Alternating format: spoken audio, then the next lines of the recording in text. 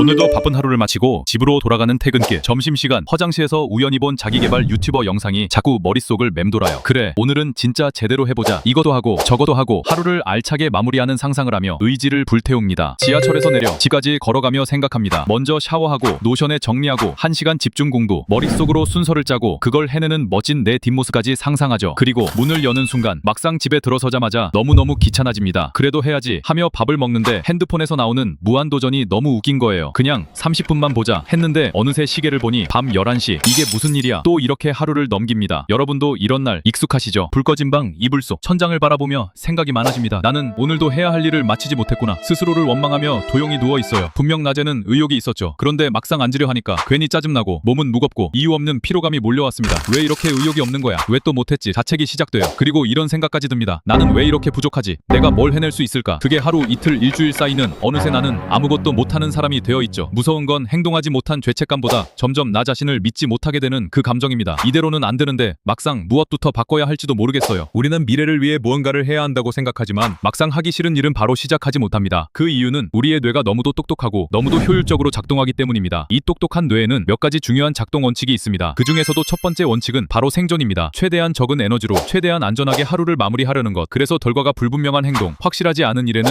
뇌가 에너지를 쓰고 싶어 하지 않아요. 그리고 두 번째 원칙, 뇌는 지금 이 순간만 본다는 점입니다. 멀리 내다보는 건 에너지를 많이 써야 하거든요. 그래서 뇌는 길게 생각하지 않으려 합니다. 짧고 단순하고 확실한 자금만을 원하죠. 그래서 우리가 미래를 위해 공부하자, 운동하자라고 말해도 뇌는 그걸 낭비라고 판단해버립니다. 문제는 우리가 이미 에너지를 소진한 상태라는 점입니다. 회사에서, 인간관계에서, 그리고 개인적인 고민 속에서 말이죠. 그런 상태에서 무언가를 하려 하면 우리의 뇌는 이렇게 말합니다. 지금은 에너지가 부족해. 생존 외엔 못하겠어. 그리고 아주 영리하게 우리를 딴 데로 유도하죠. 유튜브 하나만 볼까? 초콜릿 하나만 먹고 하자. 지금은 쉬자. 내일 하면 되지. 그렇게 우리는 뇌에게 설득당하고 움직이지 않게 됩니다. 하지만 정반대로 작동하기 시작하면 상황은 완전히 달라집니다. 이제 우리는 이 똑똑한 뇌를 억지로 이기려 하지 말고 설득하고 때로는 속이는 방식으로 접근해야 합니다. 그렇다면 똑똑하고 효율적인 뇌를 어떻게 속여야 할까요? 첫 번째 방법은 바로 5분만 해보자는 제안입니다. 우리 뇌는 짧고 단순한 일을 좋아해요. 5분은 뇌가 실패해도 괜찮다고 느끼는 최소 단위입니다. 부담 없이 시작할 수 있고 중간에 멈춰도 된다는 안정감이 생기죠. 이 방법이 효과적인 이유는 바로 뇌의 작동 원리 때문입니다. 우리 뇌에는 관성의 법칙이 있어요. 정지한 물체는 계속 정지하려 하고 움직이는 물체는 계속 움직이려 하죠. 5분이라는 시간은 뇌가 이렇게 생각하게 만듭니다. 이 정도면 힘들지 않겠는데? 그런데 정말 신기한 건 5분이 지나면 뇌가 슬며시 태도를 바꾼다는 겁니다.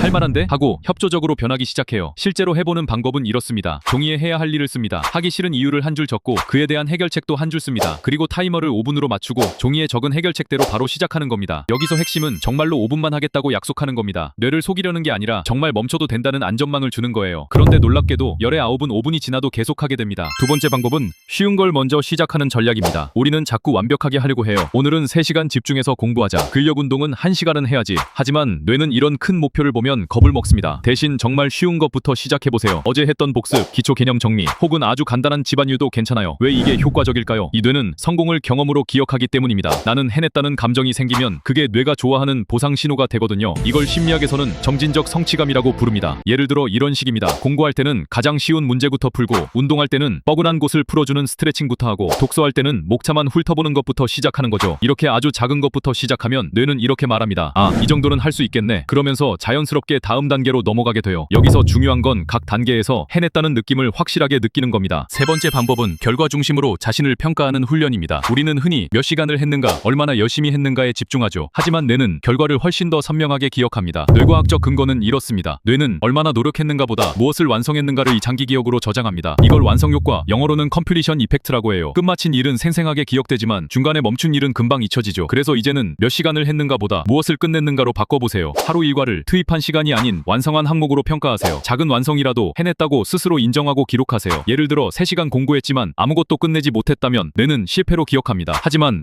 30분 공부해서 한 단원을 완전히 이해했다면 뇌는 성공으로 저장해요. 구체적인 예시를 볼게요. 2시간 공부했다를 수학 3문제를 완전히 풀었다로, 1시간 운동했다를 팔굽혀펴기 50개를 해냈다로, 이런 식으로 결과 중심으로 평가하는 습관이 반복되면 뇌는 나는 해낼 수 있는 사람이라고 정체성을 바꾸기 시작합니다. 그리고 이 정체성의 변화가 진짜 인생을 바꾸는 열쇠예요. 이 방법들을 진짜 일상에 적용하면 무엇이 달라질까요? 매일 무기력에 눌려있던 내가 스스로 움직이기 시작합니다. 오늘도 못했어 라는 말이 오늘 이건 해냈다 로 바뀝니다. 점점 나는 할 수 있는 하는 사람이라는 정체성이 생겨나기 시작해요. 이게 정말 강력한 변화입니다. 작은 실행이 반복되면 삶의 기본 루틴 자체가 바뀌게 되거든요. 그러니까 이제 아침에 일어나면 가장 쉬운 일 하나부터 시작하세요. 영상이 끝나면 바로 지금 이 자리에서 5분만 움직여보는 것. 해야 할 일 하나 떠올리고 그게 하기 싫은 이유를 한 줄 써보고 그리고 그에 대한 해결책도 한 줄 적고 타이머를 5분으로 맞춰보는 겁니다. 완벽하지 않아도 괜찮아요. 중요한 건 지금 움직였느냐 아니냐. 그 작은 움직임 하나가 오늘을 바꾸고 내일을 바꾸고 결국 당신의 삶을 바꿉니다. 오늘 영상이 도움이 되셨다면 구독, 좋아요, 알림 설정 잊지 마시고 댓글로 여러분의 실천 기록을 꼭 들려주세요. 당신은 할 수 있습니다.